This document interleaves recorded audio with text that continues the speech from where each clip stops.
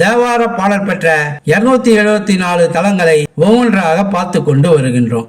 அந்த வரிசையில் காவிரி தென்கரை தலங்களில் 55வது சிவத்தலமான திருமகாகாலம் மகாகாலேஸ்வரர் கோவிலைத்தான் நாம் பார்த்து கொண்டு இருக்கின்றோம். இது அம்பர் மகாகாலம் என்று அழைக்கப்படுகிறது. இத்தலத்தில் சோமாசிமார நாயனார் சோமயாகம் செய்தார் என தமிழறிஞர் மீனாட்சி சுந்தரம் பிள்ளை எழுதிய அம்பர் புராணம் கூறுகிறது. இத்தலம் மயிலாடுதுறை திருவாரூர் செல்லும் சாலையில் மயிலாடுதுறையிலிருந்து 20 கிலோமீட்டர் தொலைவில் உள்ளது. சம்பந்தரால் பாடல் பெற்ற இத்தலம் தமிழகத்தில் திருவாரூர் மாவட்டம் நன்னிலம் வட்டம் பூந்தோட்டம் என்னும் பகுதிக்கு அருகே அரசலாற்றின் கரையில் அமைந்துள்ளது. இத்தலம் காலை 6 மணி முதல் 12 மணி வரையிலும் மாலை 5 மணி முதல் இரவு 8:30 மணி வரையிலும் திறந்திருக்கும். அம்பன் அம்பாசுரன் என்ற இரு அசுரர்கள் பார்வதியை திருமணம் செய்ய விரும்பினர். இதை அறிந்த அம்மன் காளி வடிவம் எடுத்து அம்பகரத்தூர் என்ற இடத்தில் அவர்களை சம்ஹாரம் செய்தார். இதனால் அம்பிகைக்கு பிரம்மகத்தி தோஷம் ஏற்பட்டது. இந்த தோஷம் விலக இத்தலத்தில் சிவலிங்க பிரதிஷ்டை செய்து வில்வத்தால் அர்ச்சனை செய்து தோஷம் நீங்க பெற்றார். காளி சிவபூஜை செய்ததால் சிவன் மகாகாலநாதர் எனப்பட்டார். 63 நாயன்மார்களில் ஒருவரான சோமாசிமாரர் தன் மனைவி சுசிலா தேவியுடன் இத்தலத்தில் வசித்தார். இவருக்கு சோமயாகம் செய்ய வேண்டும் என்ற ஆசை ஏற்பட்டது. யாகத்தின் அவிர்வாகத்தை சிவபெருமானே நேரில் வந்து பெற வேண்டும் என விரும்பினார். இறைவனை நேரடியாக அழைக்க வேண்டுமானால் அவரது நண்பர் சுந்தரரின் நட்பை முதலில் பெற வேண்டும் என நினைத்தார். இந்நிலையில் சுந்தரருக்கு இருமல் ஏற்பட்டது. அவரை சந்திக்க முடியவில்லை. பலரும் வைத்தியம் செய்தனர். இருமல் தீரவே இல்லை.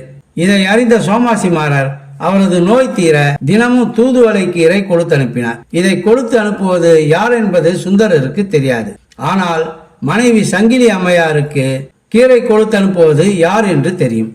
நோய் தீர்ந்ததும் நோய் தீர காரணமான கீரை கொடுத்து அனுப்பியவரை பார்க்க வந்தார் சுந்தரர். அப்போது சோமாசியார் தான் நடத்தும் யாகத்துக்கு இறைவனை அழைத்து வரும்படி சுந்தரரிடம் வேண்டினார். சுந்தரரும் அதற்கு சம்மதித்து இறைவனிடம் வேண்ட இறைவனும் வைகாசி மாதம் ஆயில்ய நட்சத்திரத்தில் நடக்கும் யாகத்திற்கு வருவதாக வாக்களித்தார். இறைவனே நேரடியாக வருவதால் நாட்டில் பல பகுதியில் இருந்தும் வேத விற்பனர்கள், முனிவர்கள், ஆன்றோர்கள், சான்றோர்கள் சூழ யாகம் சிறப்பாக நடந்தது. 4 வேதங்களை 4 நாய்களாக மாற்றி இறந்த ஒரு கன்றினை சுமந்தபடி வந்தார் சிவபெருமான். அவருடன் பார்வதி தேவி தலையில் மது குளத்துடன் வந்தார். பிள்ளையாரும் முருகனும் அவர்களுடன் வந்தனர். இவர்களை அடையாளம் தெரியாததால் யாகத்தில் ஏதோ தவறு நடந்து விட்டதாக கருதி வேதியர்கள் ஓடிவிட்டனர்.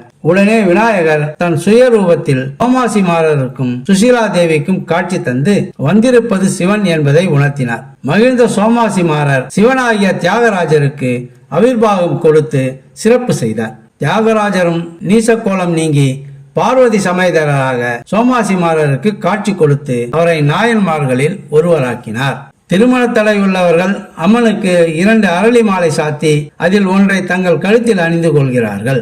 காளி, நாகராஜன் ஆகியோர் இத்தல இறைவனை வழிபாடு செய்துள்ளனர். கிழக்கு நோக்கிய ராஜகோபுரம் 5 நிலைகளில் உள்ள விசாலமான இடைவெளி, வலப்புறம் அலங்கார மண்டபம், இடப்புறம் மருதப்பர் சன்னதி, பிரகாரத்தில் மோட்சலிங்கம், காளி கோவில், சிவலோகநாதர் சன்னதி, யாகசாலை முதலியன உள்ளன.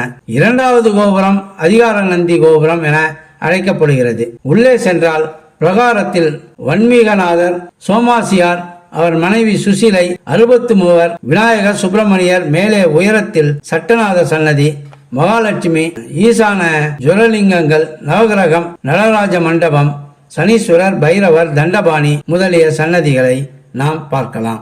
இத்தலத்தின் மூலவர் மகாகாலர், காலகண்டேஸ்வரர், பயக்ஷரம்பிகை, அச்சம் தவித்த நாயகி, அணியார் மலைமங்கை யாகம் பாகமாய் மணியார் புனலம்பர் மாகாலம் மேய துணியார் உடையினான் துதை பொற்கடனாலும் பணியாதவர் தம்மேல் பறையா பாவமே அடையார் புறம் ஒன்றும் அனல்வாய் விடவெய்து மடையார் புலம்பர் மகாலம் மேய விடையார் கொடியந்தை வெள்ளை பிரிசூடும் சடையான் கடலேத்த சாரா வினைதானே என்று திருஞான சம்பந்தர் இத்தலத்தை போற்றி பாடியுள்ளார். இத்தலத்தின் மூலவர் மகாகாலர், காலகண்டேஸ்வரர், அம்மன் பயக்ஷரம்பிகை, அச்சம் தவித்த நாயகி, தலவிருட்சம் மருதமரம், கருங்காலி, தீர்த்தம் மகாகால தீர்த்தம். அடுத்து நாம் காவிரி தென்கரை தலங்களுள் 56வது தலமான திருமீயச்சூர் என்ற தலத்தில் சந்திப்போம்.